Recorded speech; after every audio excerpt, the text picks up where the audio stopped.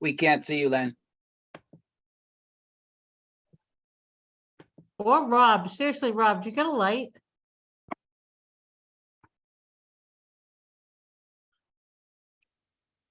Okay, I'm just letting attendees enroll. Yeah. Yeah, he was in the dark there, wasn't he, Catherine? There we go. Okay, we're going to get going. Good evening, ladies and gentlemen. Welcome to the City of Gloucester Zoning Board of Appeals remote Zoom meeting of March 9th, 2023. This meeting is recorded by video and audio in accordance with state open meeting law, consistent with the governor's orders suspending certain provisions of the open meeting law. This meeting will be conducted by remote participation. All votes taken will be by roll call. If you wish to speak at the appropriate time and you're on a phone, you dial *9. If you're on a device, you just hit your raise hand button to be recognized. For the record, this is Zoom meeting ID 884-4498-0153.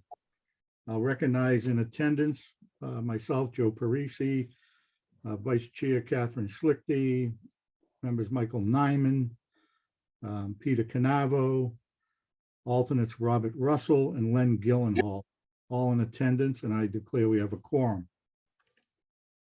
Our first order of business this evening is the petition of Susan Dalton appealing the building commissioner's decision concerning a playground located at 5 Rear Norman Avenue. Where this is an appeal, I just want to explain the process to everyone. So this was an application by the Daltons to appeal the decision of the building inspector not to stop the playground use at 5 Rear Norman Avenue. So therefore, they will speak first. I believe they're represented by Hill Law, Daniel Hill, and we could bring them in as a panelist, and they can present their case, and then we will have potentially the building department will give their thoughts, and then we'll take testimony supporting the applicant's request, and then people against the applicant's request, and then we'll take a vote. So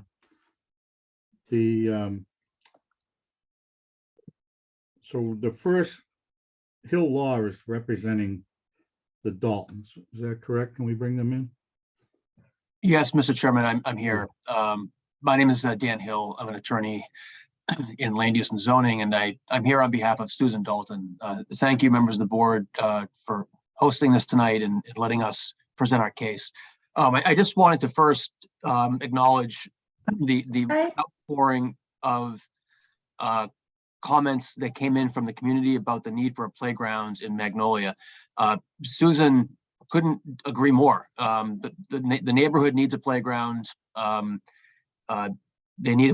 Kids need playgrounds. We should have one within walking distance for the families that live here. Susan has lived in Magnolia for over 30 years. She bought this house and moved in at 5 Norman Avenue in 2017.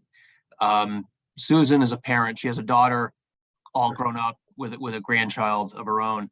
The issue is not about the kids. This issue isn't about playgrounds. The only issue is really the question of whether this is the correct location for a public playground, which is what this is now. It's not just a playground for the church. It's been open to the public, and that's the main problem with its use that we've described in our application.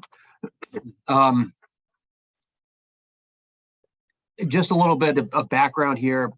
Again, Susan moved into the neighborhood in 2017. She renovated the house with her partner, Bill, who's in the construction trade.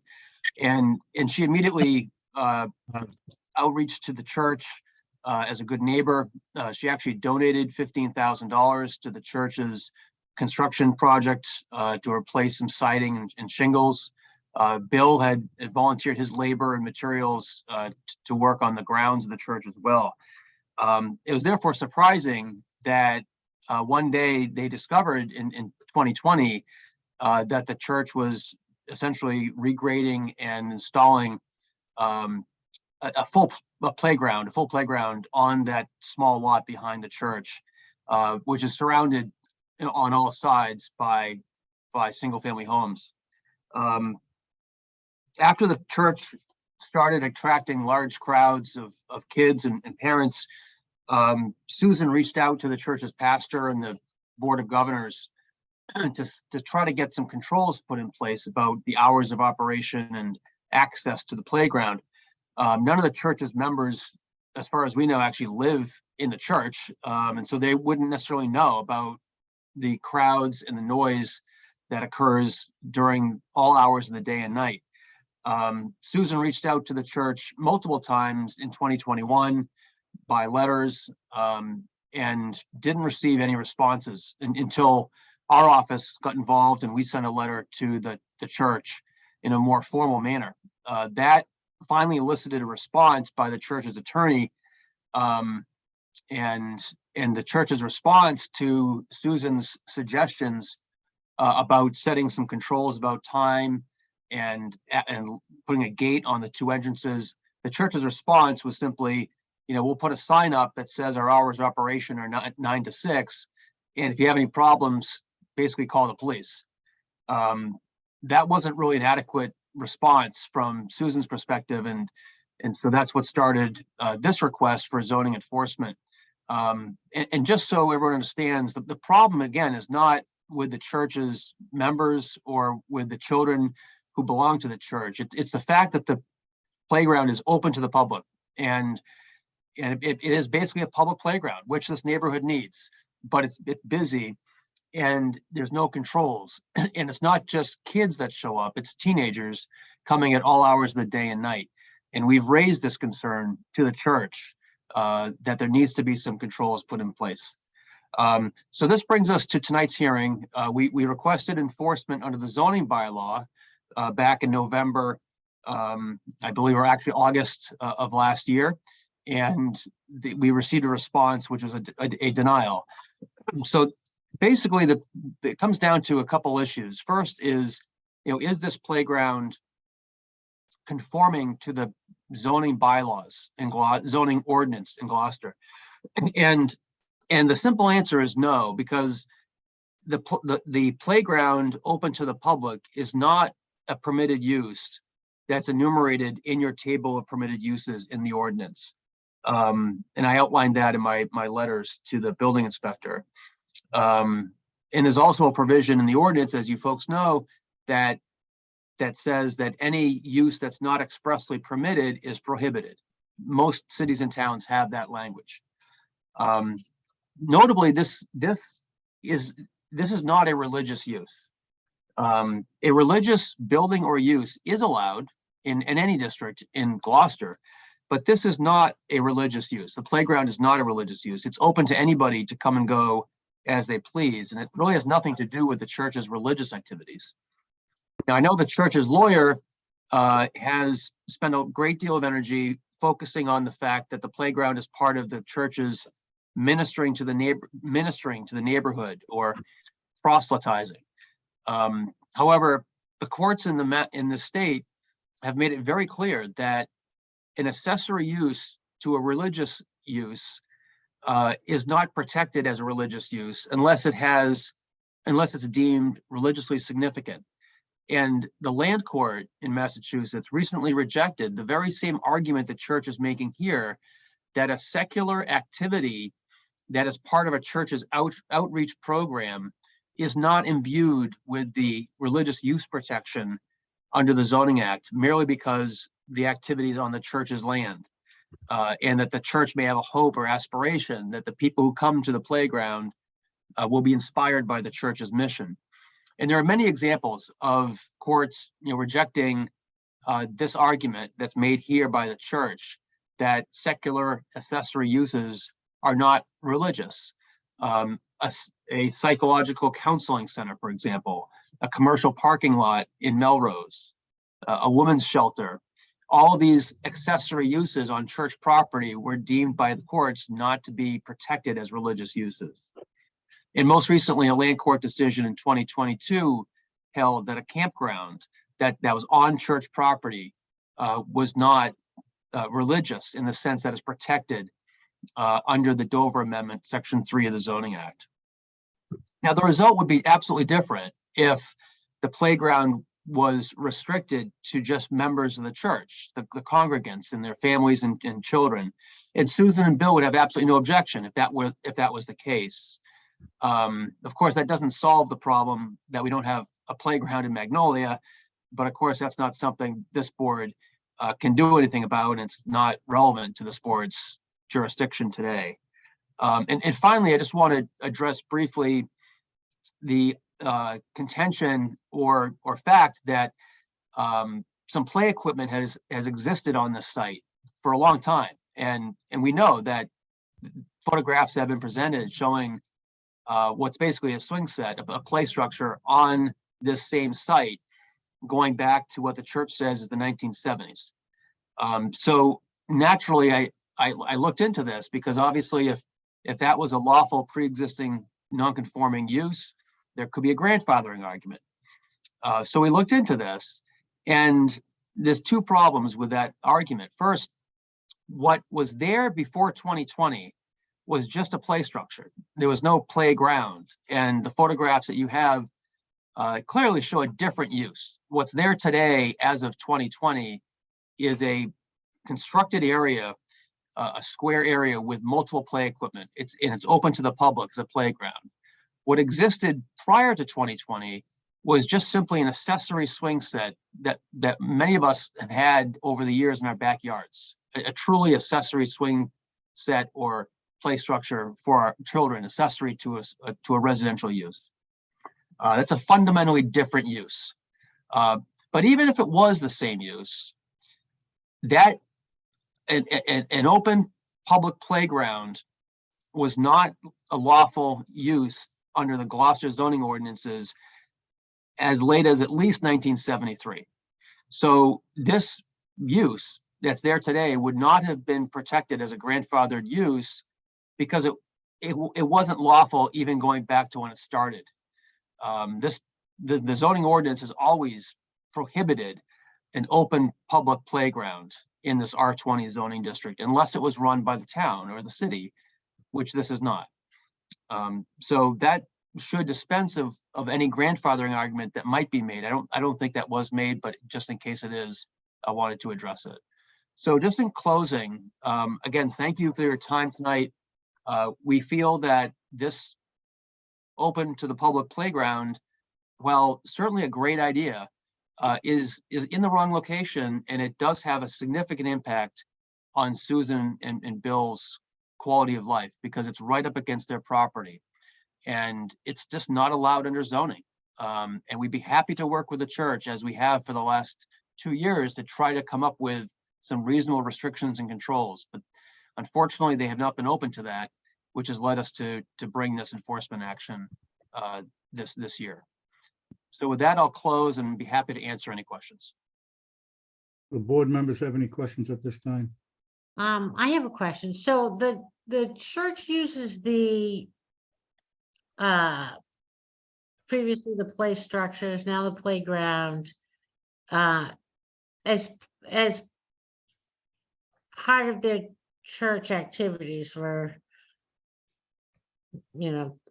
kids that maybe aren't suitable to sit and listen to the service, or for children's Bible classes or whatever. So the fact that they use the playground for their own religious activities, you think doesn't protect it because they allow non-parishioners or open it to the neighborhood? Right, because the predominant use of the playground is not by the church, it's by the public. So if it was just used by the church and the congregants, like on Sundays, or whenever as part of a Church religious activity. purpose, Yeah. that would absolutely be okay. And I would have no argument here tonight. The problem is that they're not using it just for themselves. They basically opened it to anybody to walk in there at any time, and there's no gate, there's nothing. That people can come and go as they please, and that's the problem. But Well, they- churches may have their doors open and allow the public to come in for non-parishioners. It doesn't negate the fact that it's a church. I mean, just because non-parishioners use church property doesn't necessarily negate the fact that a church is activities in the building are still protected. Uh, So you feel because it's open to the public, Well, it's not just, not regulated by the church is what knocks it off protection under the Dover Amendment. right, because it's not, and I agree with you. I've been to a lot of churches where their doors are always open and anybody can walk in. If that were the case, again, I wouldn't have an argument. But this is really a separate thing. It's a playground. Yeah. And there's nothing religious going on in that playground. You walk into a church, you're in a church. So it's really a separate use. And I understand why they want it. I get having a playground. I think it's a nice addition to the church property, but it's really not a good location for it, given that there's houses all around it. So that really the issue here is that this is not an appropriate location for an open playground, and they don't get the protection as a religious use. That's what the church's lawyer has argued, is that it's protected as a religious use, and that just is not supported by the case law. You've used the term opened it to the public. I don't see anything in anything that indicated that they opened it to the public. It sits in the same condition it sat in for decades. They've changed a little bit of the equipment and upgraded the equipment, but they haven't like swung a door open and said, everybody in the world can come use this playground now. And I'll ask you a question.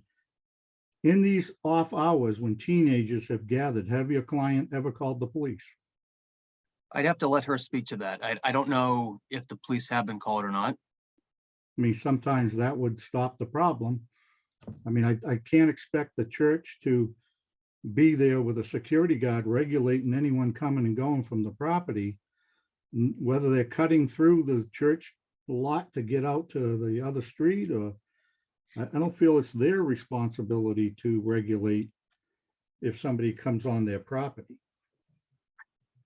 Well, I guess mean- I could respond by simply saying, I think they could have put a gate up. They could have closed it at 6 o'clock if that's the hours that they choose to close. They didn't even do that.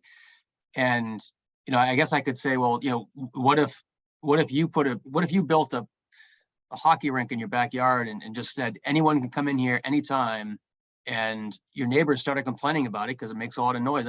I think as an owner of the property, they have some responsibility to not be a burden on your neighbors.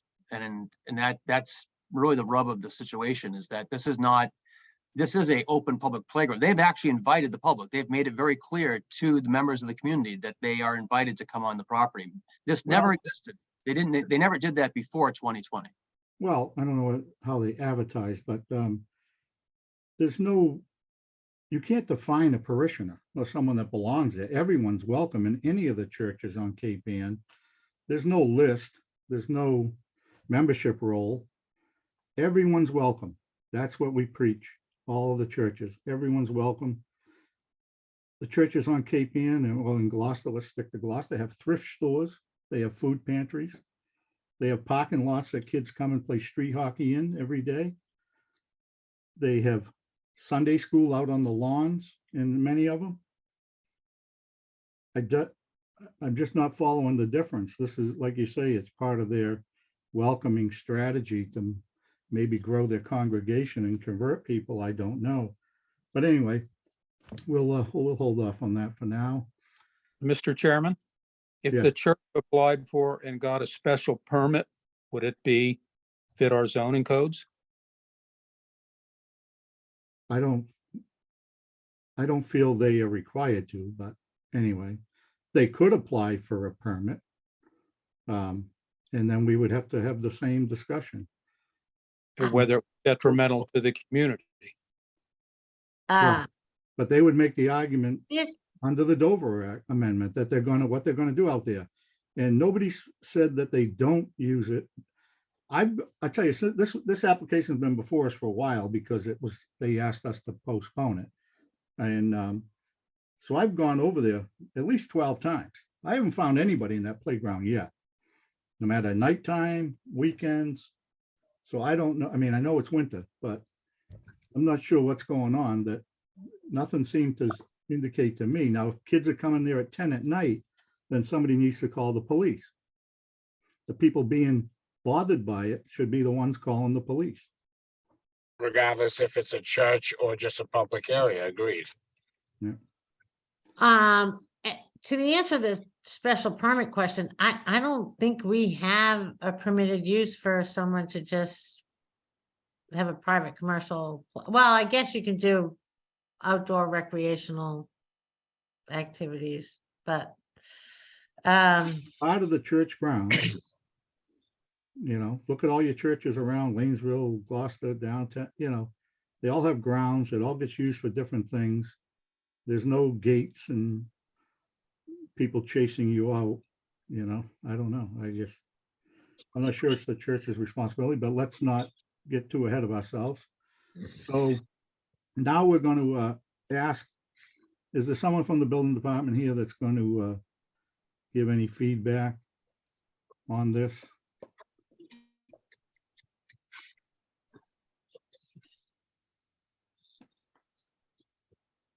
I don't know. I didn't hear. Mr. Walters, hold on a minute. I know you're representing the church, but I need to first investigate if the building department's going to speak. I do see Mr. Sanborn on, although he's not in that role anymore. yeah, I know. If not, then I will turn it over to the representative of the church, Attorney Merwin Walters, to give his presentation, and then we'll take public testimony. Can you bring him in, please, Allison?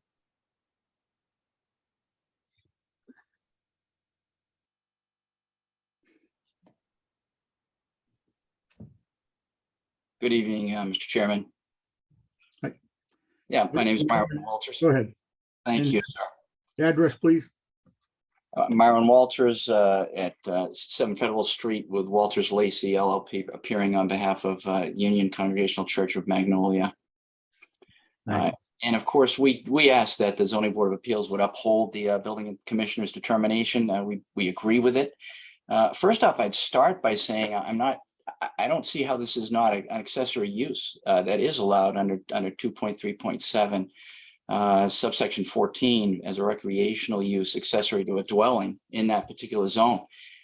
In fact, there's a footnote in the ordinance that actually references swing sets and with respect to that they're allowed to be within the required setbacks. So I think just as a basic fundamental matter here, the swing sets and the devices that are there, as the ordinance calls them, anybody could have put them in their backyard. Ms. Dalton could put them in her backyard. And so we would push back really strongly on this idea that this is a public playground. It's absolutely not a public playground. It belongs entirely to the church. It's completely on church private property. It was built and it's been maintained primarily and initially for the purposes of the kids in the church. One of your members has said sometimes it's hard to get kids to sit. It's there for kids to play with on when they're at the church. They've had a number of things over the years. They have vacation Bible school, et cetera, for church kids. And I think it has been agreed by everybody that this is religious use as it pertains to the church. But again, initially, I would say it's an accessory use. It is permitted under the bylaw. But even if the zoning board makes a determination that that's not the case, then yes, the religious liberties provided by the Dover Amendment apply full square here.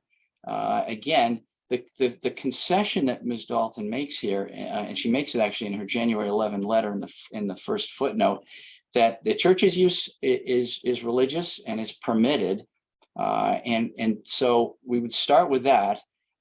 And of course, all the other, I referenced them in my letter to you, the Constitution and Religious Land Use and Institutionalized Persons Act. Those all provide protections for the church. But let me focus on the way that this is religious in its nature for the community itself. And that is for decades, the church has had these play structures there Again, if in the photo show, this is just, there's 3 things there. There were 2 things there for decades. They put a 3rd one in. Not exactly sure exactly how it works. I'm too big to get in it.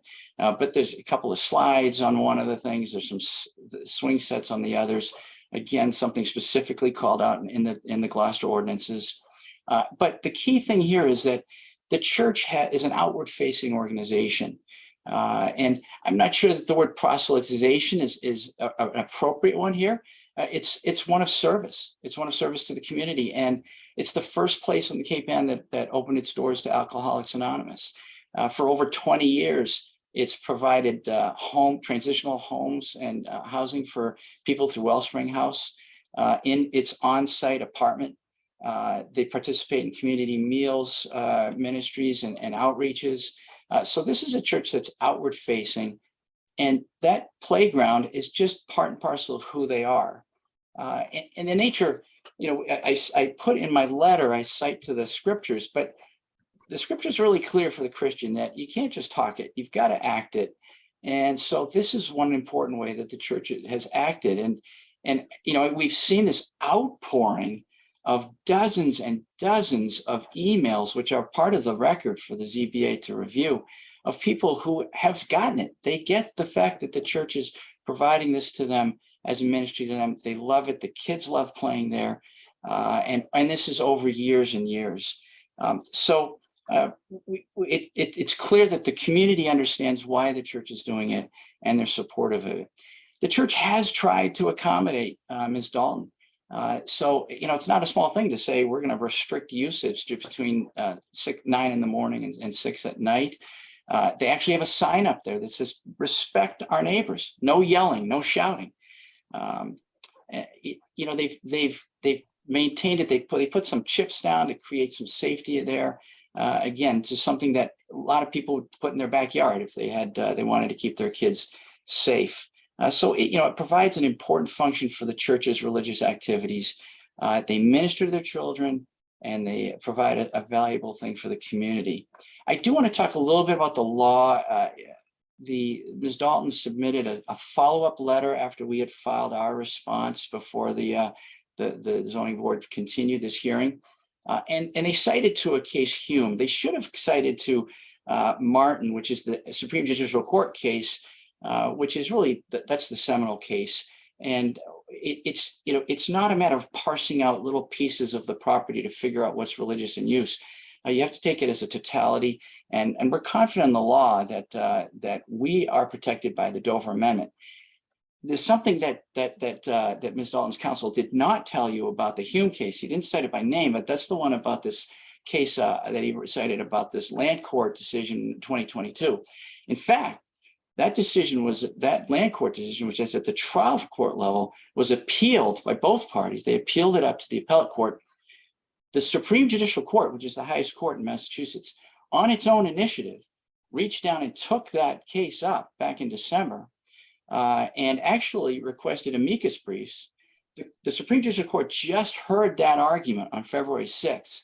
And the Supreme Court does not take up cases lightly on its own initiative, particularly unless they're concerned with the judge's decision.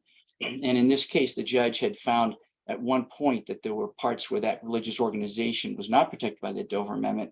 I'm not one to call what the SJC is going to do, but I wouldn't bet that case is not going to stand up. So that's not good law. I wouldn't rely on it. Is the parking lot case? No, this is Parking lot case? the camp recreational Oh, vehicle. the campground case. Okay, yeah. Yeah, that was back. It was decided by the land court back last year, but the Supreme Judicial Court just took it up, and they'll be issuing a decision, in the coming months. But the key, one of the things about Hume, if we're going to take Hume, that's the name of the case. If we're going to talk about Hume, the judge really parsed it and said, look, there was money involved here in the sense that the RV, the recreational vehicle campground area was there for the financial benefit of the religious organization. And she said that meant that it was not religious in use. Well, that's not what's going on here. 45 years, the church has never charged a dime to anybody in Magnolia to swing on their swing set. It's fundamentally different. And if you look at the parking lot case, you just referenced, the parking lot case is about money. They were able to charge money to in one case it was a hospital And the court said, well, that's not really a religious use. It's entirely different, as we've provided. I would quickly talk about the Religious Land Use and Institutionalized Persons Act, just because it's helpful to understand it. It protects the church again. It's a federal statute. One of the things there is if the religious rights and liberties of the church have been violated under that statute, then the municipality, the town, the city has to pay the attorney's fees. We obviously don't want to go there. We think that the town is making the right, the city here is making the right decision. The building inspector did in this case. I do put in my response, you didn't mention it today, but the Gloucester noise ordinance is not within the jurisdiction of the ZBA, and it's not violated anyway, because it doesn't count for kids' voices. If kids are playing, that's not illegal in the city of Gloucester, at least not yet. And so for all these reasons, we respectfully ask that the ZBA uphold the building inspector and deny this appeal. Thank you, Mr. Chairman. Thank you. Mr. Walters, can you speak a little bit about how the church itself, I mean, I know they allow neighborhood use, but how does the church itself use the playground? Sure. Well, throughout the years, in fact, the photographs I've appended to my my letter that I filed this week, they show that they're all church kids. So, you know, during and after services on Sunday, throughout the week, over the years, they've had moms groups that are run by mothers in the church, take their kids there and just give moms an opportunity to let the kids play, and the moms can just talk and chat with each other, de-stress their lives. So over the years, just a whole number, the normal things that you'd expect as kids in the church, maybe can't sit for the service the whole way through, can come and do something that's healthy, and they can enjoy the place and enjoy church in a way that 5, 6, 10-year-old kids can. And I think we all should agree that, you know, as Attorney Hill said, we have a duty not to burden our neighbors. So what steps has the church taken to kind of accommodate or alleviate any noise or disruption in the neighborhood to the residences that surround this piece of property? Yeah, well, and again, it's there are a lot of abutters around it, and they, as far as we understand, this particular one is the one that's issued the complaints. In fact, a number of the other abutters have enjoyed it. Some of them played there as kids, and they've got kids now that play there. So it doesn't seem to trouble too many people, if maybe more than one. But they've self-imposed this curfew.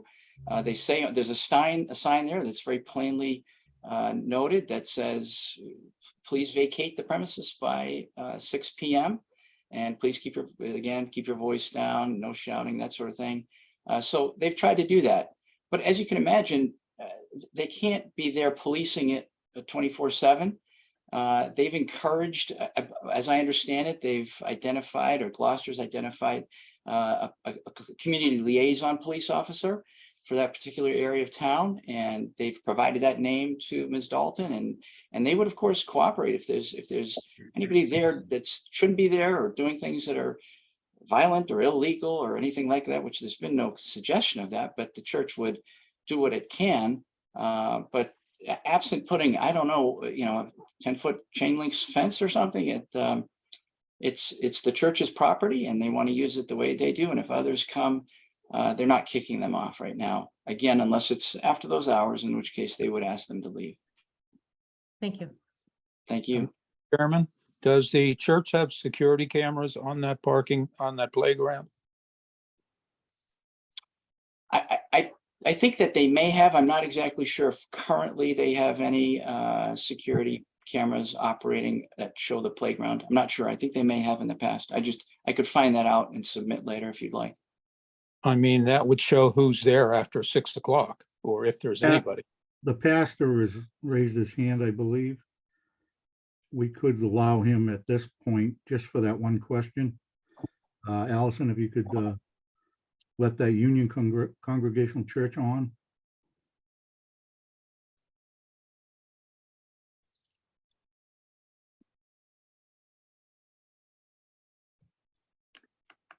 Are you there?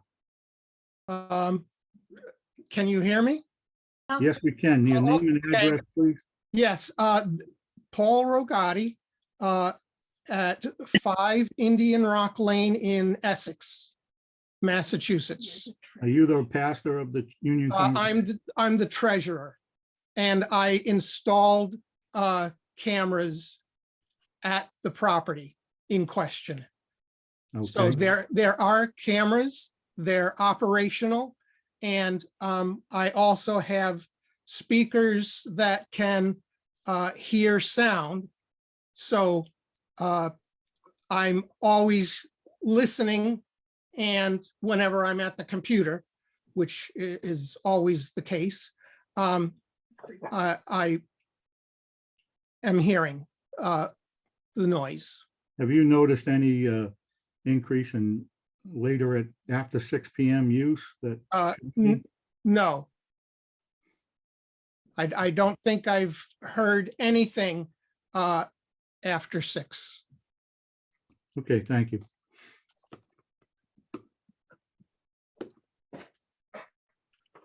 That answered, Lynn? Yes, Okay. thank you. So now we will we'll allow public testimony. Before everybody raises their hand, I'm going to first ask for people, so people are raising their hand. I'm going to first ask for people that wish to speak in favor of the application. Now, understand the application is the application of the Daltons to override the decision of the building inspector. So if you support that, you can speak in favor. So if anyone wishes to speak in favor of the application to change the ruling of the building department, please raise your hand.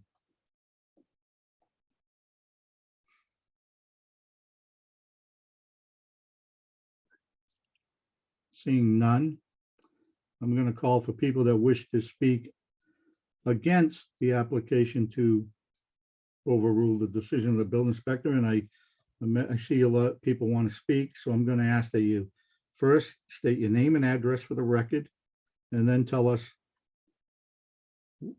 why you think we shouldn't overrule, focusing on the law and the building, the zoning ordinance, and try to limit themselves to a minute would be great. The first hand that was raised is CDOE. Could you bring that person in? I remind everybody, name and address, please, for the record first. Can you hear me? Yes, My name is Kathy. Maiden name is Rogers Doe. I've lived in Magnolia 66 years. I've been a member of the Union Congregational Church.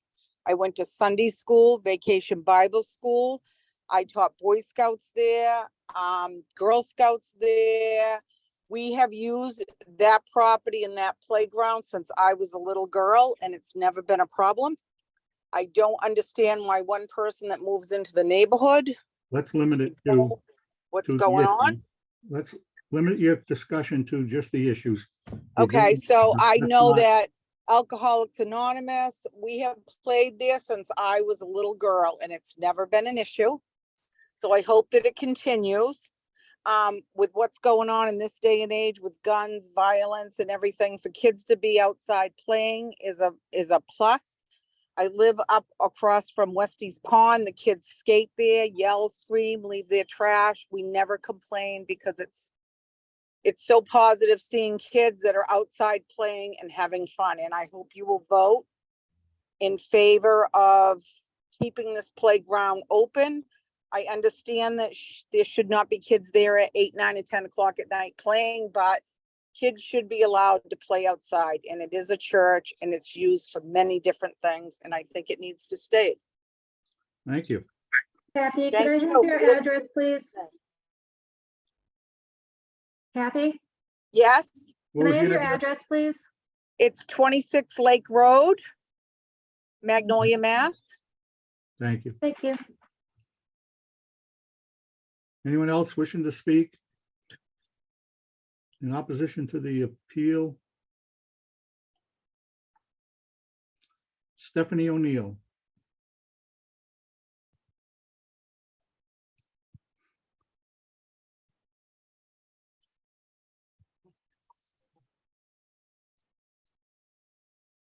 Folks, when you come in, you have to unmute. Lost the voice. Stephanie O'Neill? I turned my speaker off then. Wait a minute. Click on your mic.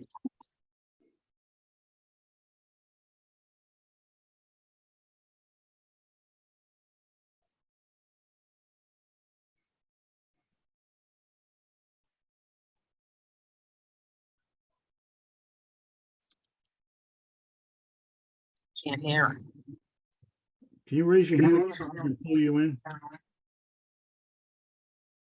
We heard you when you started turning my mic off.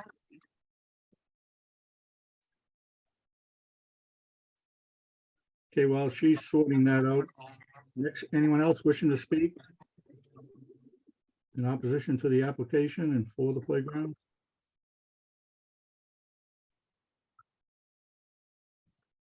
See if she gets back on.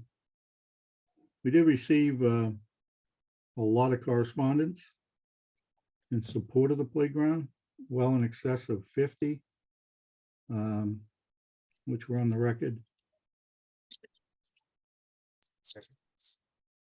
Okay, people are hearing me okay?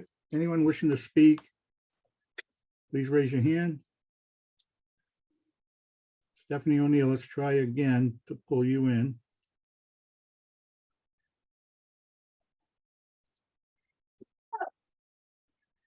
Hello. Yes, Hello. Thank you. Sorry about the technical difficulties. I'm Stephanie O'Neill. My address is 13 Oaks Ave in Magnolia. I would like to speak in favor of maintaining community access for the playground. I think we live in a very dense neighborhood. I think it's the part of the neighborhood. So I've lived in my address for the last year and a half. Before that, I've lived for over 10 years on Norman Ave, which is in a home diagonally across from the playground, a couple doors down from the playground. It's the library is nearby. There are restaurants in walking distance. It's a well-traveled neighborhood. It's a bustling neighborhood. I don't think it's one where anyone expects a low level of noise. But to that, I am there with my kids frequently. We are the only ones there. I am extremely skeptical of the notion that it is that quote unquote all hours of day and night are kids there.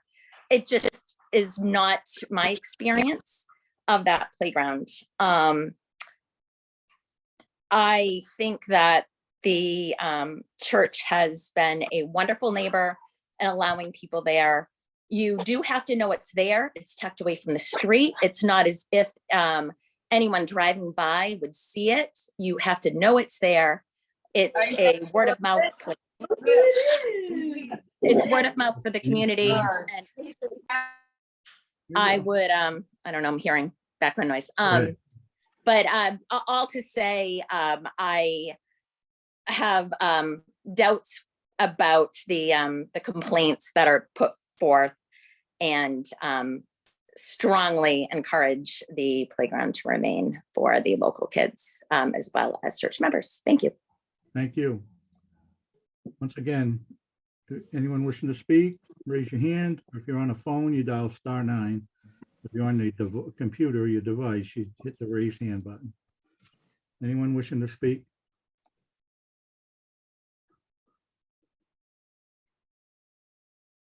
Allison, are you seeing any? I'm not. So, No, I'm not either.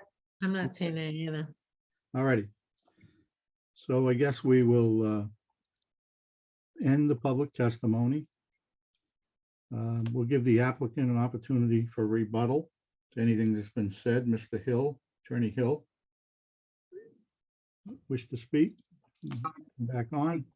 Thank you, Mr. Chairman. No, I don't have anything else to add. I appreciate the opportunity. It's an interesting issue. And I guess the last thing I'll just say, I suppose, is simply that we don't have a problem with the playground. We have a problem with the playground in this location. And if it wasn't open to members of the public and unrestricted in that manner, this wouldn't be an issue. And we just don't agree that it's a religious use. But there's a lot of things that could be called religious uses. Just because they're on church property doesn't make it a religious use. So respectfully, we ask that the board overturn the building inspector's decision in this case. Thank you. Would any mitigation help smooth this over? I mean, you're obviously you got your client has the opportunity, they could plant arborvitae's, they could, I mean, it has the tallest fence allowed in our zoning ordinance presently, a stockade, 6-foot stockade fence around it. Not sure what else could be done to prevent little kids from noise from going up over the fence and into your neighbor's home. And I don't really think there is anything. It's so close to the property. That's the problem. If it was more space, we probably wouldn't hear it, but it is right up against the property line. And the church did take down trees that used to be there that provided some screening. So it's very different from what it used to be. We reject that comparison. It's a different use, and there's really nothing we can do to mitigate the noise. Okay. All righty, so discussion by the board.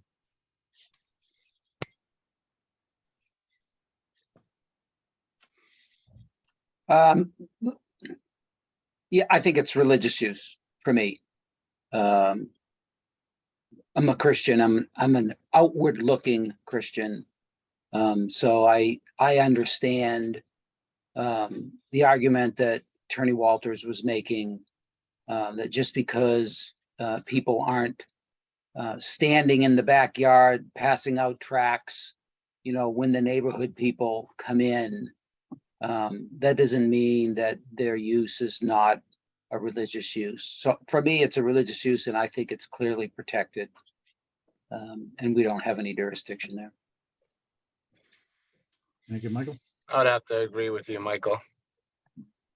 I would echo what you're saying right there. I mean, it's inviting the community to engage, and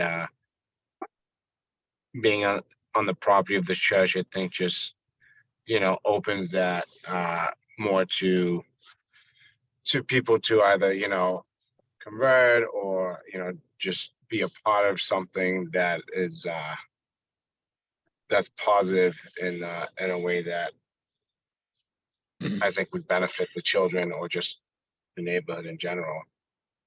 And the fact that it was there for as long as people can remember, and they just basically upgraded it, for safety reasons, and, giving it a little bit more purposeful use, I think that makes sense. I think they're within their rights to do that. I think they did a pretty good job upgrading that and making it more appealing for the kids to enjoy. So I'm in full support. Thank you, Peter. Any other members? Yeah, I just first want to thank both attorneys. I thought you both submitted excellent memos and gave us a lot of food for thought. Yeah.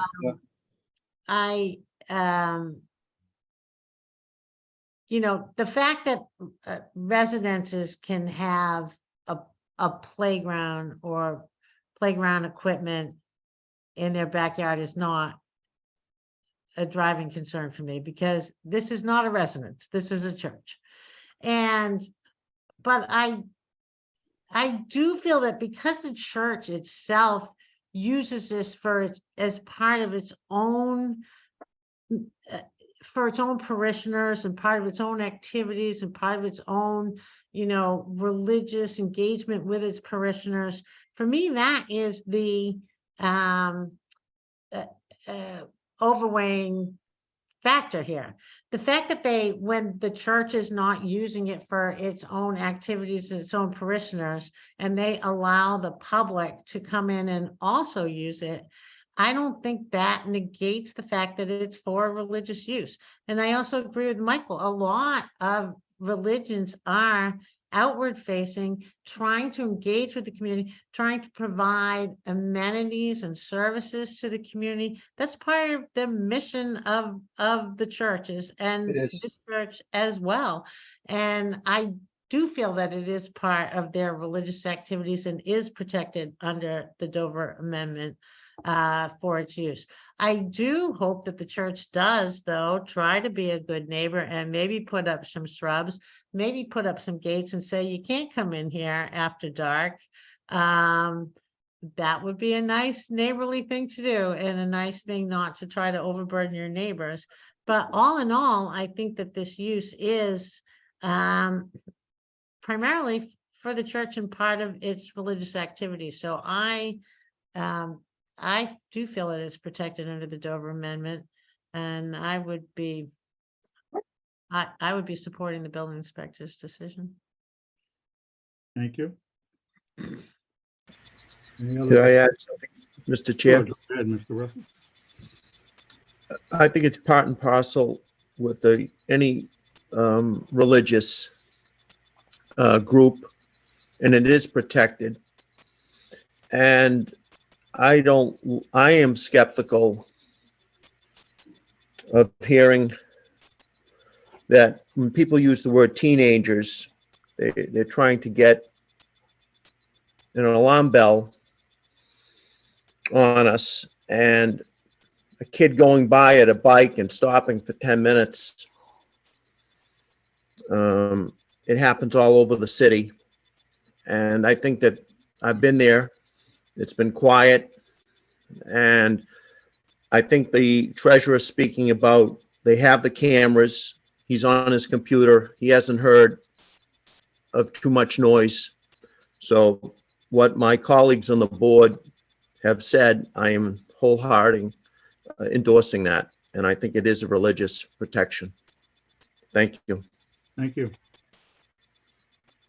Okay, so the way a motion would work is we're going to have a positive, we have to have a positive motion, which would be supporting the appeal. And then voting yes would support us overruling the building department's decision. Voting no would not support that and would leave the building inspector's decision in place. So if everybody understands that. So we will have a positive motion on the application. Anybody want to make that? Sure. On the petition of Susan Dalton appealing the building commissioner's decision concerning a playground located at 5 Rear Norman Avenue, I would move approval of the application. Second. Motion made and seconded to uphold the in favor of the appeal of the building commissioner. Now we'll have a roll call vote. I'm not clear what the wording on this one, Mr. Chairman. Could we go over that You again? have to have a positive motion on Okay, the application. So the applicant asked us to appeal the bill, to change the building inspector's decision. So the motion is to do that. To Voting approve the yes- application. Voting yes would overrule the building inspector. Voting no would uphold his decision. okay. I understand. Thank you. Mr. Gyllenhaal will be voting on this first application. Roll call, please. Ms. Swifty, No, Mr. Nyman, No, I'm in support of Bill's decision. Mr. Canavo, No, Mr. Gyllenhaal, No, Mr. Parisi. Also voting no, denying the appeal of the building commissioner's decision concerning the playground. We will put together a written decision to be filed. But really, we're just denying an appeal. We're not issuing any variance or anything. Thank you all for your participation. And Mr. Attorney Walters, we will get that over. So if you wanted to record that, you can. Thank you. Thank you, Mr. Chairman. will we all sign this decision? yeah. Yeah, we've got to pull it together. Yep, and we will. Mr. Chairman, would you like me to write it? Certainly, that would help.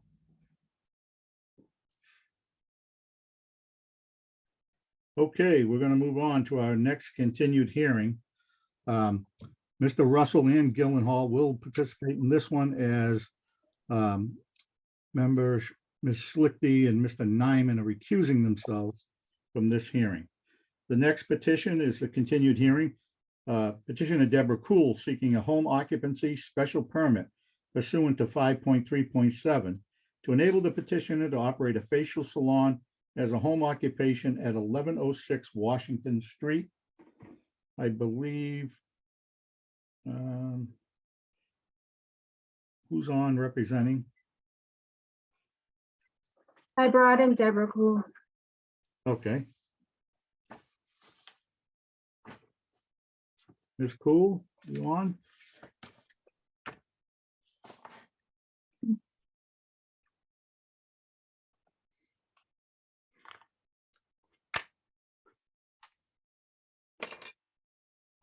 She there? No, for some reason it's not letting it happen. I'm gonna allow her to talk and then bring her in. That sometimes works. If she raises her hand, would it help? No. Okay, there we go. Okay. Ms. Cool, are you there? All right. There we go.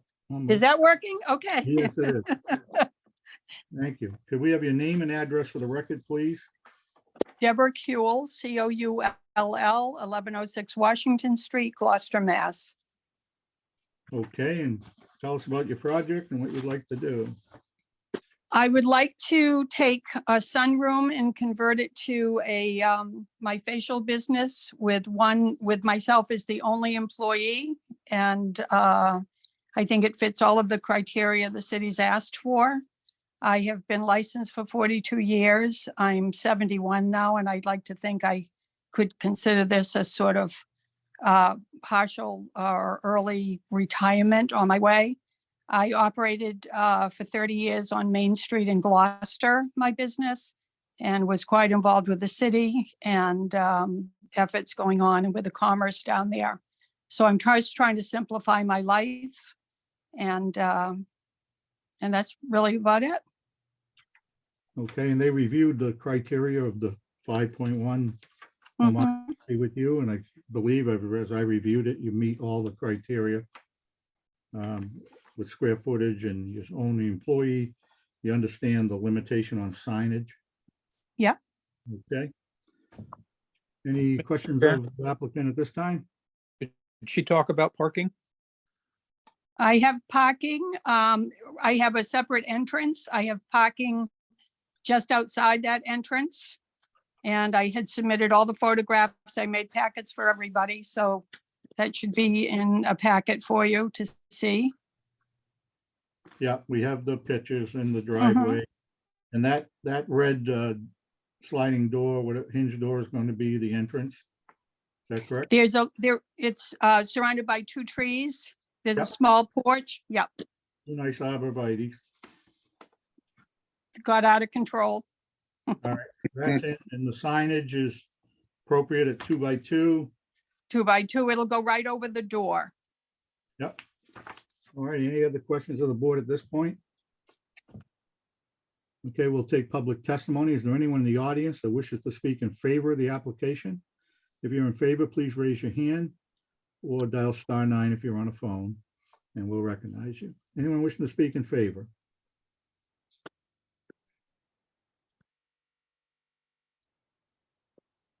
Okay, seeing none, is there anyone wishing to speak in opposition to the application?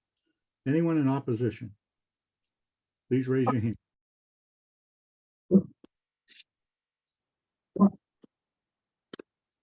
I see no one in opposition, so there'll be no need for rebuttal. Discussion by the board. It seems,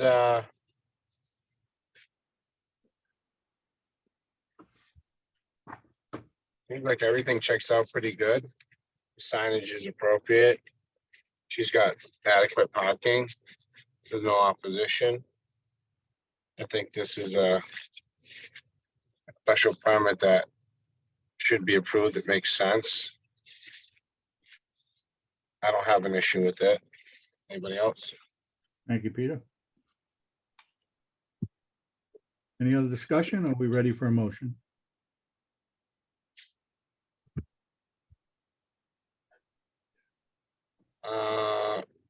Make the motion for the petition of Deborah Cole seeking a home occupation special permit pursuant to 5.3.7 to enable the petitioner to operate a facial salon as a home occupation at 1106 Washington Street. I move in favor, support of the petition. I don't believe it's more detrimental to the neighborhood. It's continuing to provide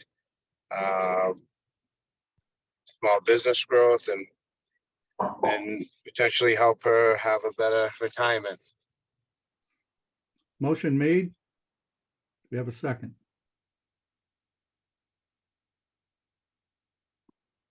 You, Rob or Len, somebody, we need a second. Yes, yes, I second that. All righty. Motion made and seconded. We'll have a roll call vote.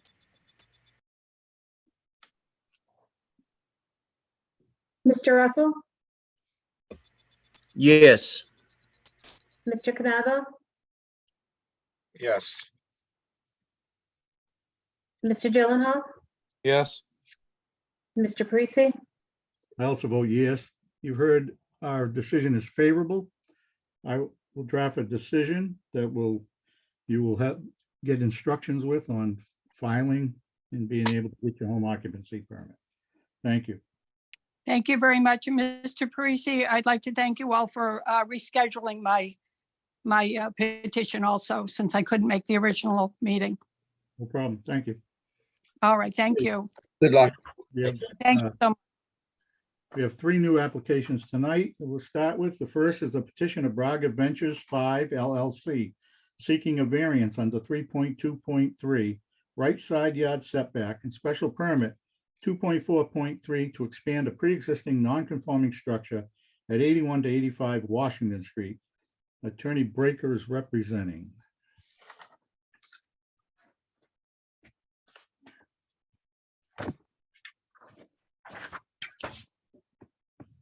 Hi, good evening. Attorney Megan Breaker, 96 Middle Street, on behalf of Braga Ventures 5. The application before you is just a slight addition. Braga Ventures 5 owns the Dunkin' Donuts that's at the gas station on 81 to 85 Washington Street. Given the amount of foot traffic and customers that have been coming into the Dunkin' Donuts, they have realized they need additional space in order to have another refrigerator so that they can have more food on site, just so that way they can keep up with the neighborhood and the current customers that they are getting.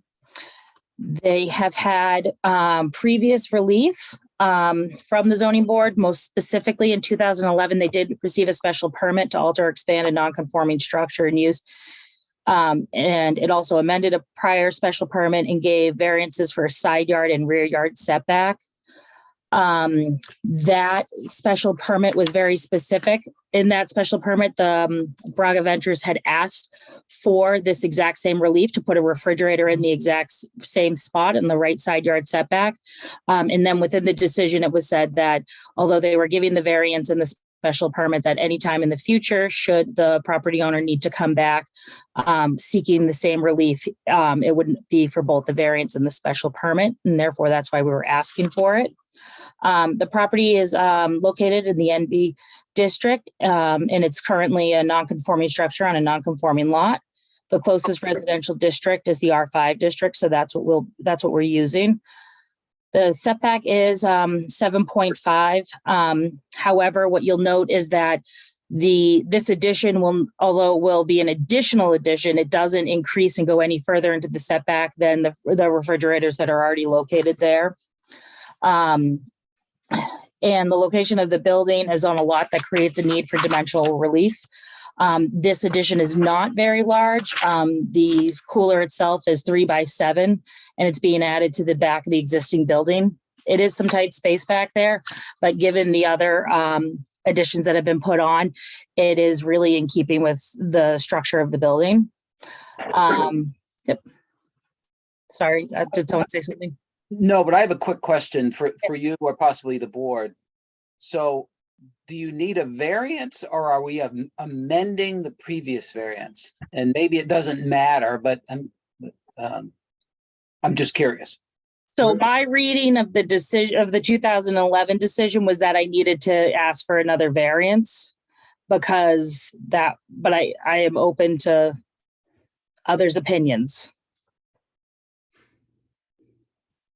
Your thought, Catherine?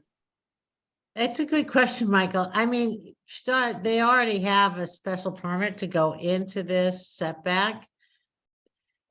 It's Well, they have a further variance. into the setback than what was the 2 refrigerators that were previously granted. So are we amending a special permit?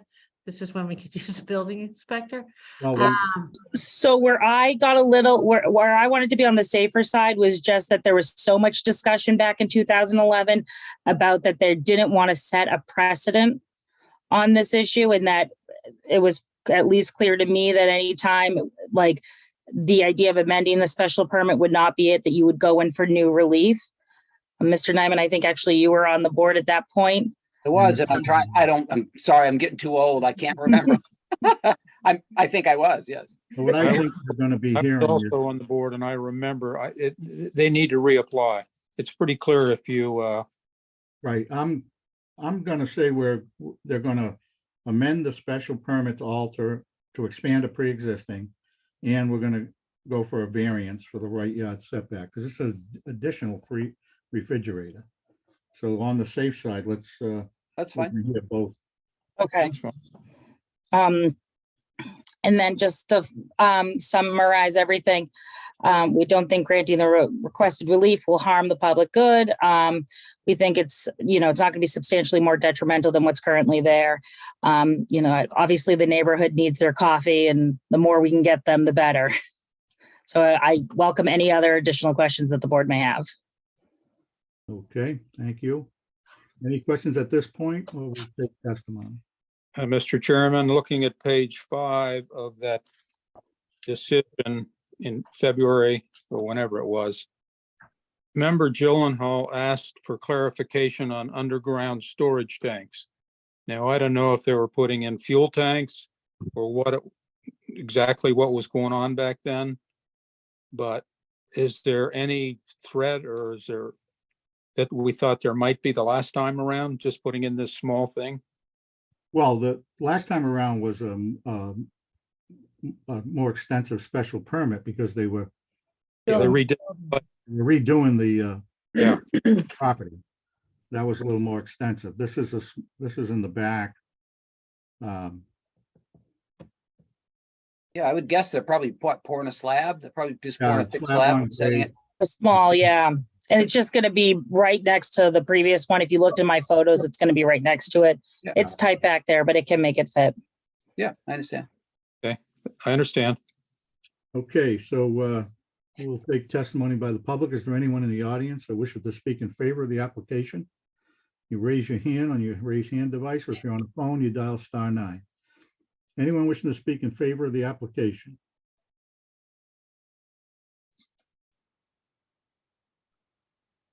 Seeing none, is there anyone wishing to speak in opposition to the application?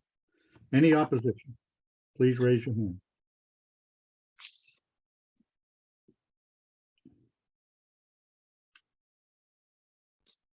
I see no opposition, so there'll be no need for rebuttal. I will make note that looking at the butters, some of the same people that spoke in support at the previous hearing many years ago still own the properties there, which was kind of interesting. But okay, discussion by the board. Yeah, if it wasn't restricted, I mean, and again, obviously, as a board, we can set these restrictions. If it wasn't restricted last time, this would just sort of been a special permit, extending an existing nonconformity. I agree. And I think we'd probably leave it at I that. agree. And that's why Of course, sure. okay.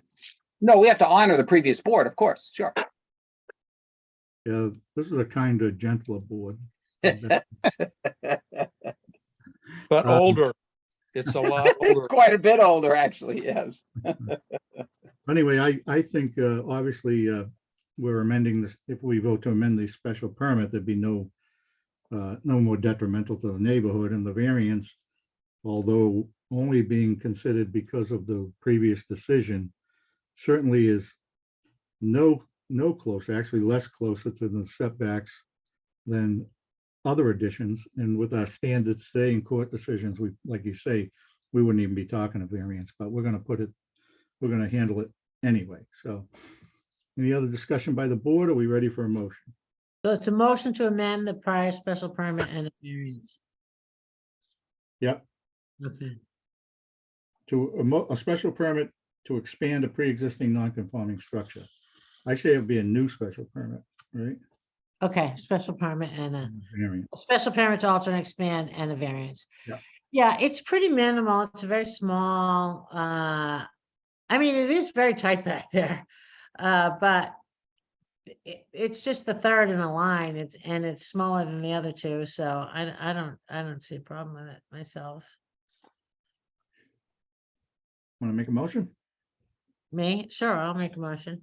On the petition of Braga Ventures 5 LLC, seeking the variance for a right side yard setback and a special permit to expand pre-existing non-conforming structure at 8185 Washington Street. We're going from one end of Washington Street to the other. I would move approval of the special permit and the variance. I do not think it's any more detrimental than the existing non-conformity, and I do think the shape of the lot and the location of the building presents a hardship for the applicant. So I would move approval of the special permit and the variance. I would I say- was- Yeah, go ahead. Yep. Do we have a second? Yes, Go ahead. I would, Yeah, seconded by Len. We Yeah. have a motion made and seconded. We'll have a roll call vote. Mr. Canavo,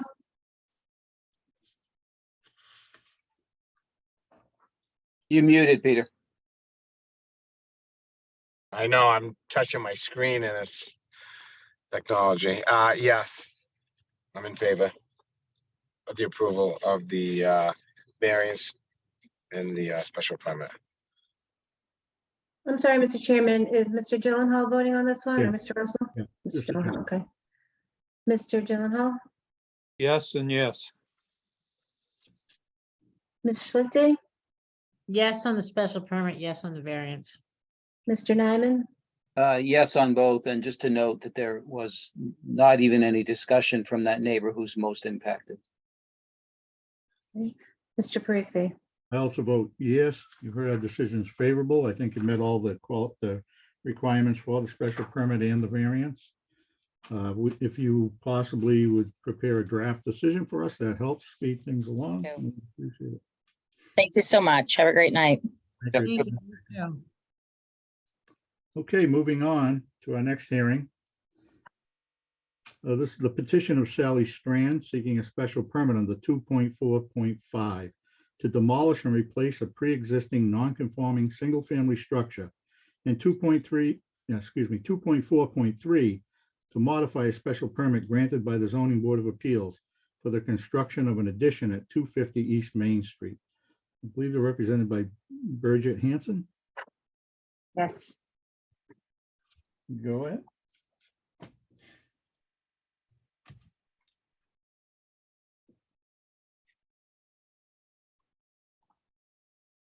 Is either there? Sally, it looks like Sally's there. Bridget's already been brought in. Oh, she has. Okay, where is she? Yeah. There we go. Good evening, everyone. My name is Birgit Hansen. I'm the architect speaking on behalf of Sally Strand. We are. Can I get an address, please? Oh, yes, excuse me. 42 Rocky Neck Avenue in Gloucester. Address for the property is 250 East Main Okay. Street. Okay,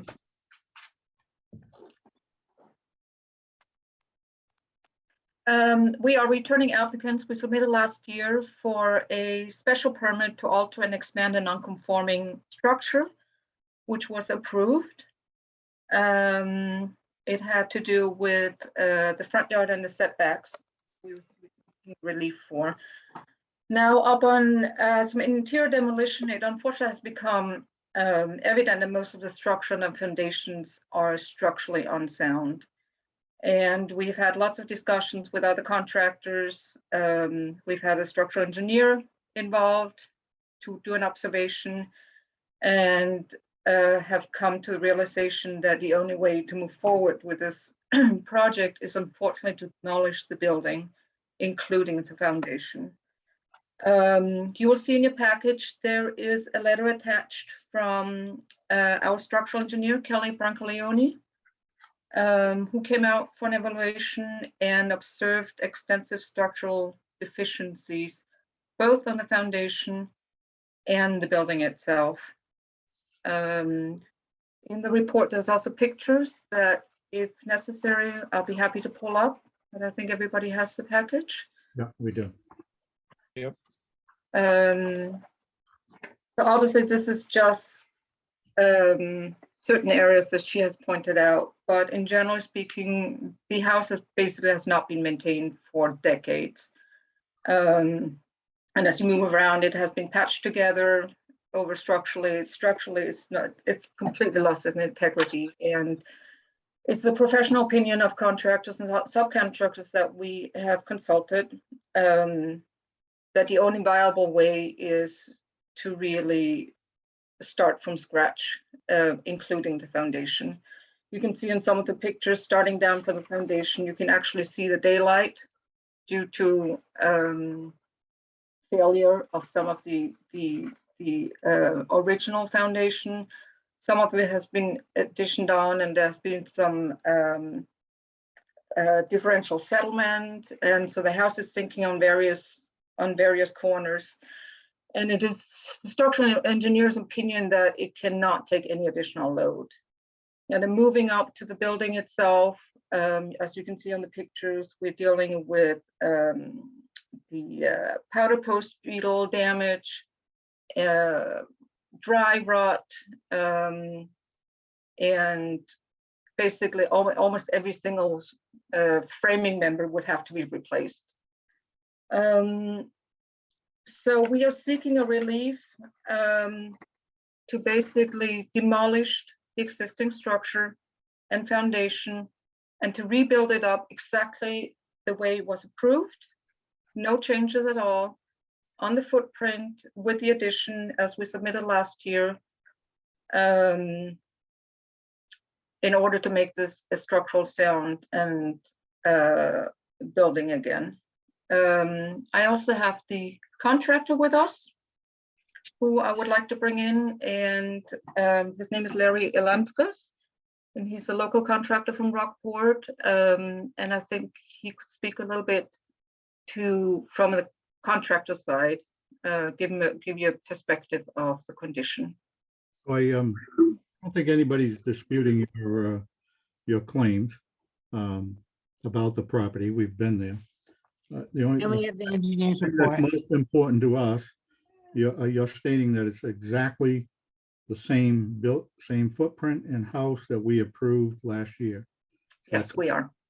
So the only difference would be because you were approved under 2.4.4, and really now it would just need to be approved under 2.4.5, which allows the demolition and replacement with a series of conditions of how fast you have to do it and what you have to maintain. So if that's the case, I wasn't quite sure about your application. If we needed, I'll ask Catherine what she thinks, the 2.4.3 to modify a special permit. I would think if we were issuing a new special permit on the 2. We don't need to modify the old one, right? Right, to demolish and replace, that's everything. That's the new decision. It's Right. really just to Right. demolish. Right, because we're not really modifying the I wasn't at that hearing, but you're not modifying it. It's the exact same project that was approved under the special permit, right? It's just the demolition. Right. I would think it's right, but it would be, the special permit should have been 2.4.5 to demolish and replace. And the one we approved didn't include demolishing. So I think it would make sense that it was just a completely new special permit, wouldn't it? Well, there is an argument, by the way, which I hear, which you guys might not hear amongst land use attorneys, that the demolition is not a separate special permit. It's just part of the original if it is, but, so I guess we're modifying it Well, because. we didn't, yeah, because we didn't grant her permission to tear the whole house It down wouldn't before. include the demolition. Some people would argue it don't need a separate thing, right? You just have to comply with that section of the zoning ordinance, but so we're modifying it to allow for demolition. We can modify 2.4.3 to allow the factors of the 2.4.5 to be part of this decision. Right. Sounds fine. Let's take public testimony, if we might. Is there anyone in the audience wishing to speak in favor of the application? Anyone in favor, please raise your hand.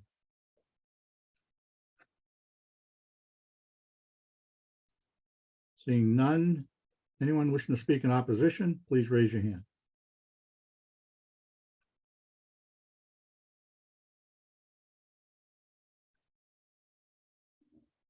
Seeing no one. No need discussion by the board. Close the public hearing. It said the footprint of this building exactly the same. That's what they're, yes.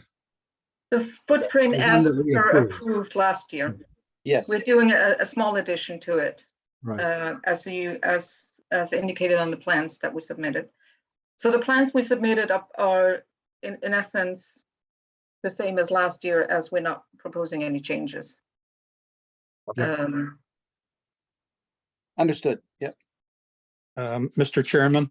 Yeah. I'm looking at these pictures. I mean, obviously they're doing the right thing, but how in the heck did we ever approve what we approved last year? This We place have is, no role in the condition of the property asking for zoning. really. Well, unless you get inside it, Len, you really can't look at the structural things, right? We're looking at the outside and goes, oh, it needs to be.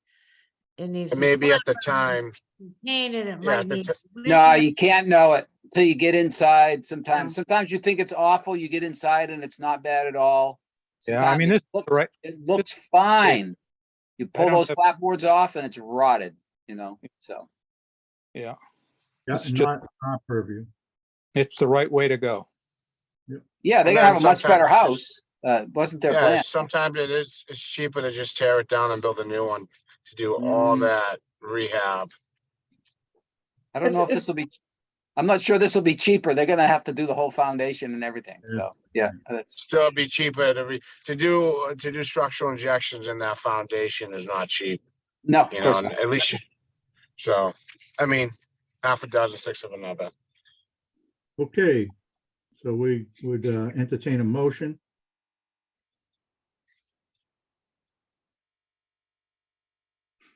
Where'd she go? We lost you, Catherine. She's there somewhere.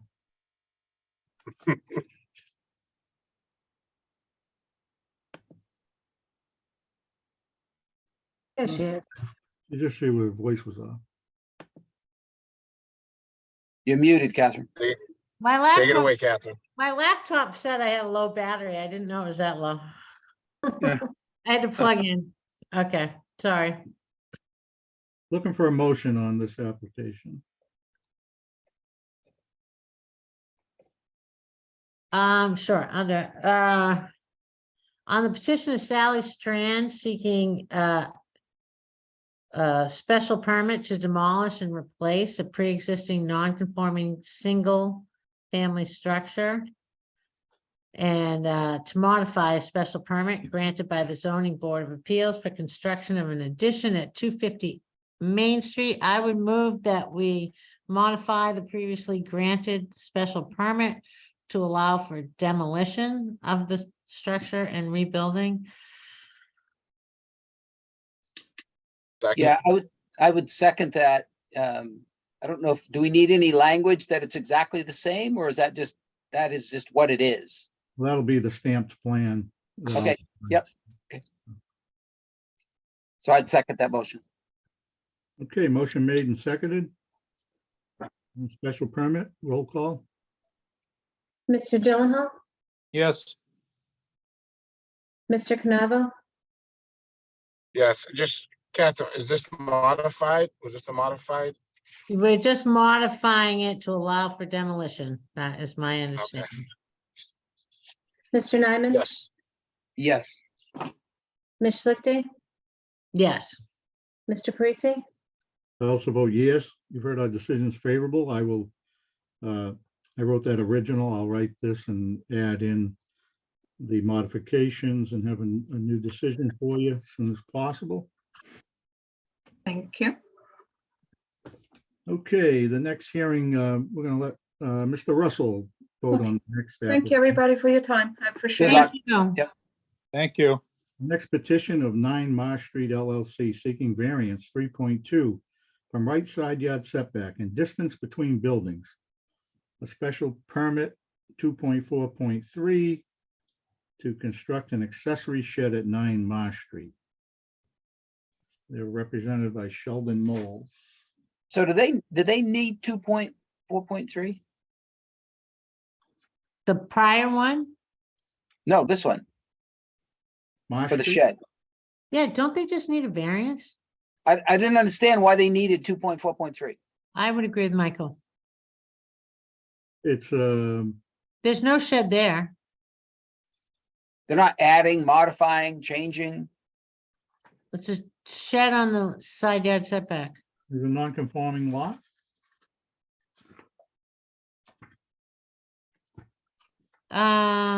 So they might need it. I just didn't understand why. Is Mr. Knowles on there? I am right here. Sheldon All right. Knowles here. Why don't you begin? Sheldon Knowles, 95 Phillips Avenue, Rockport, Mass. I'm representing Marsh Street LLC for 9 Marsh Street, Judy Gimmick and Ron Kurbitz of 30 Folly Point Road in Gloucester.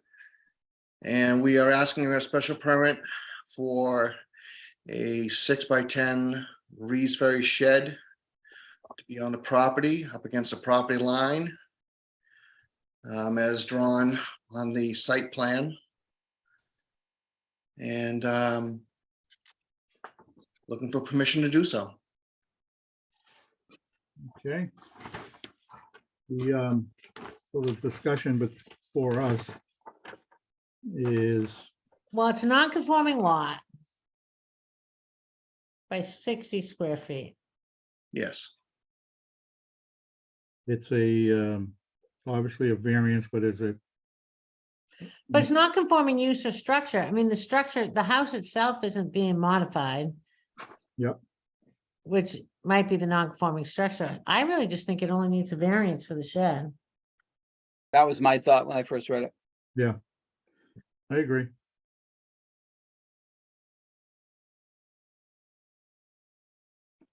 I just want to say the property is beautifully maintained. Yeah. Whoever's living there not now, it's just very nicely, it looks very nice. Thank you very much. Yeah, we Got it. just make sure they're getting the right relief, that's all. Mr. Chairman, Yes, Peter. so what's the purpose of the special permit 2.4.3? Where would that be used if it's not proposed, if you guys are saying it shouldn't be used in this manner? Could you give an example? I think if they were altering the house, Yeah, because the house is non-conforming, then The you need shed a was special there and they were permit. adding on to it or something If the like that. shed was there and they were adding on it, this is a new structure. So Okay. the structures, and the use is conforming. So I think someone would probably think it because it's on a non-conforming lot, you might That's have. probably to why they did it. Permit, but, Let me just, I- go- okay. but when we look at the structure itself, there is none, so that we're not altering a non-conforming structure. And or use, because the use is permitted. so the 2.4.3 is the special permit for the change, extension, reconstruction, or alteration of a pre-existing non-conforming use or structure. Right, so there is no We're structure. building a No new pre-existing. structure that would And a only- shed is permitted, it's not non-conforming, Right. that's a permitted would accessory. only require a right side yard setback. Yeah, Thank you. Good question, though. I mean, it's amazing how much time you can spend doing this and still have questions. Okay, so we're going to, any other questions of the board at this time? If not, I'll go to public testimony. Is there anyone in the audience wishing to speak in favor of the application? Anyone in favor, please raise your hand.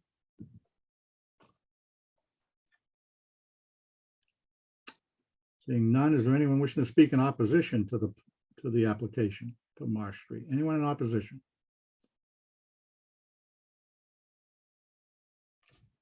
Seeing none, we'll close the public hearing. And we'll entertain discussion and or motion on a variance of right side yard variance under 3.2.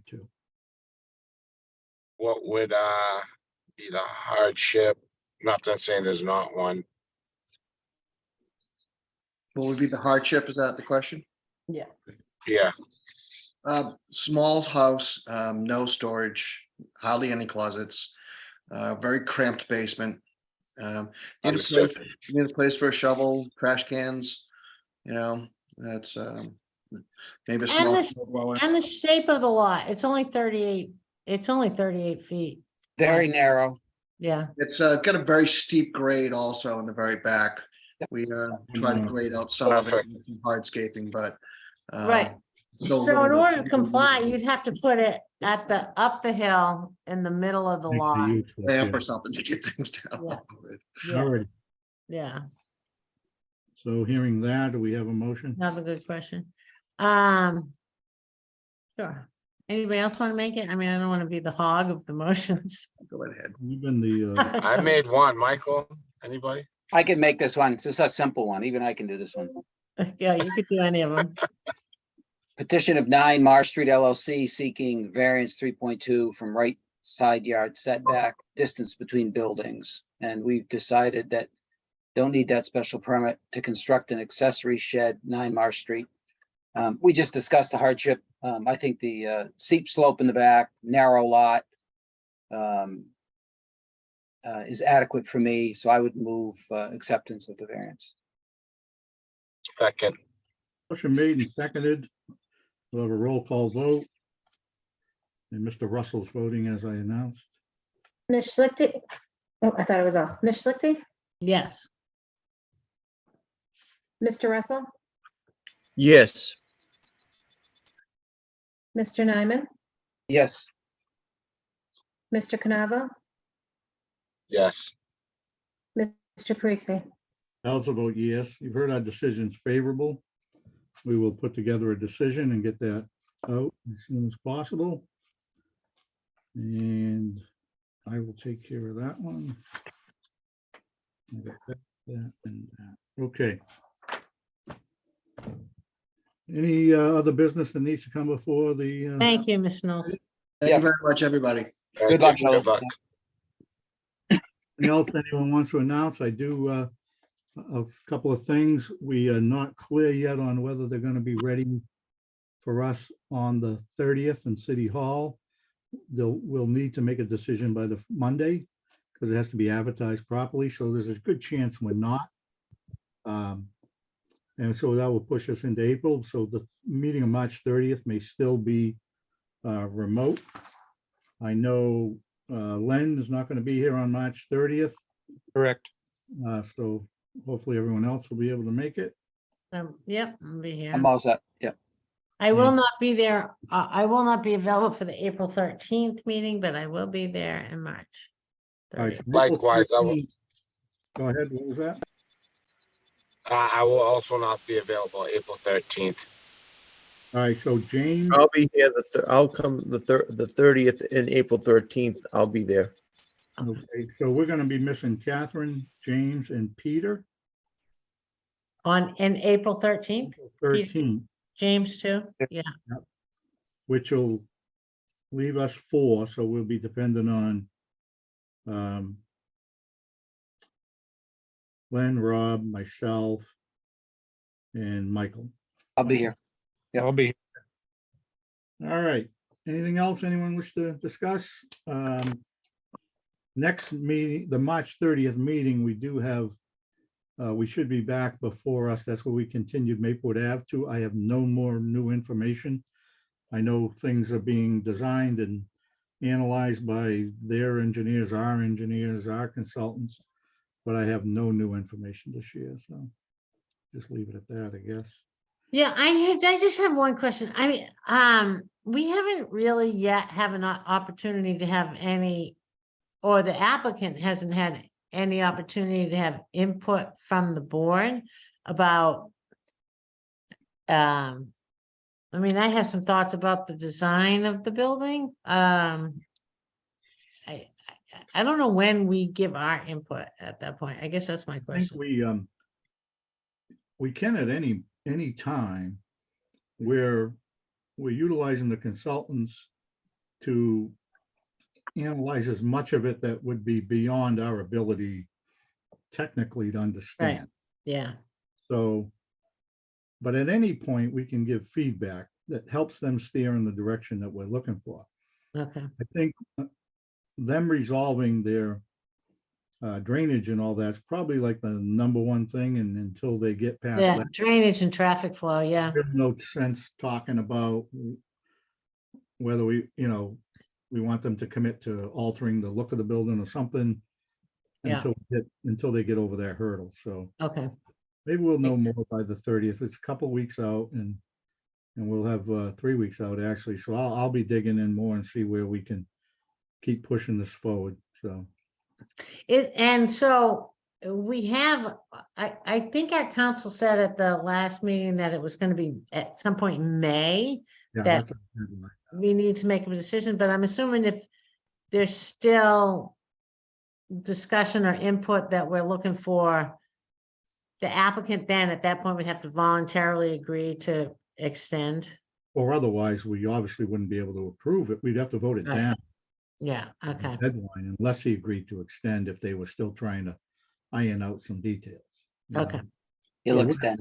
we would have to say, we're not gonna allow an approval by default, we have to take action. Right, at that point, if they wouldn't extend, we just have to vote where we are at that point. Yeah, They come okay. back, so.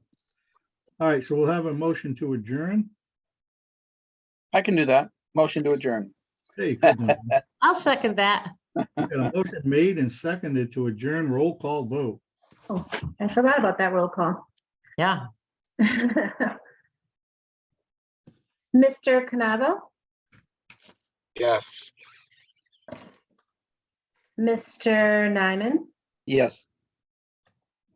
Ms. Schlipty, yes. Mr. Gyllenhaal, is that right? Yes. And night. Mr. Parisi. Yes, we are adjourned. Thanks, guys. In a few. Have a good Yeah, weekend, everyone. we get an extra week because We it's do. 5 Thursdays. My wife's already got it planned. Yeah, me too. Take All care. right, good seeing everyone. Take Good care. night.